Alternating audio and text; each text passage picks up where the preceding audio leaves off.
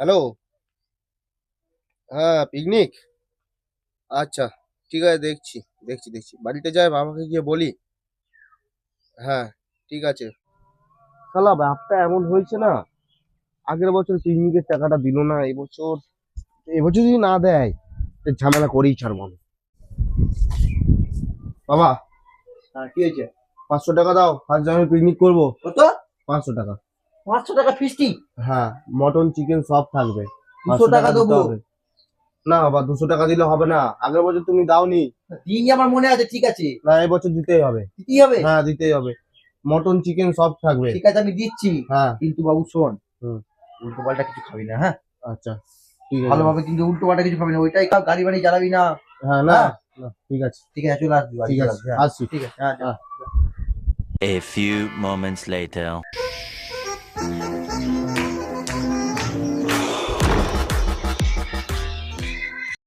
কাল গড়িয়ে বিকেল হয়ে গেল, ছেলেটা তো এখনো এলো না।